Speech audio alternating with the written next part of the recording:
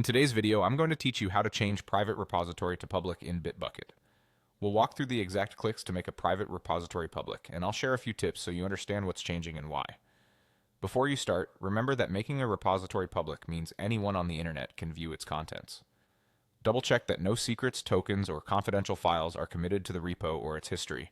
Begin by opening bitbucket.org in your browser and logging in with your Atlassian account. On the Sign In page, choose the Google option if that's how your account is linked. When prompted, select the Google account you use with Bitbucket. If you prefer to sign in with a password instead of Google, that's fine too. The rest of the steps are the same. Also, make sure you have admin or maintain permissions on the repository. Otherwise, you won't see the settings we're about to use. Once you're in, go to your workspace and click Repositories in the left sidebar. This takes you to a list of all repositories you can access. Find and select the repository you want to change from private to public.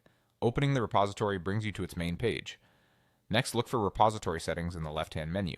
Click that, then open repository details. This section controls the key attributes of your repository, including its visibility. Find the option labeled "This is a private repository." Uncheck it to change the visibility to public.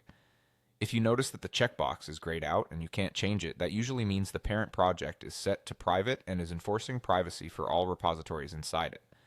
In that case, the project itself needs to be public before you can make the repository public.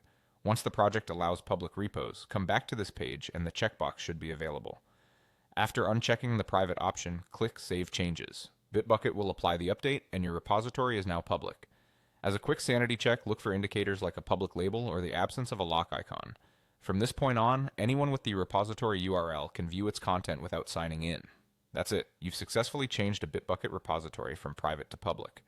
As a best practice, consider reviewing your README, license, and issue tracker settings now that the repo is open to the world, and rotate any secrets that might have been accidentally committed in the past. Thanks for watching, and feel free to follow along again anytime you need a refresher.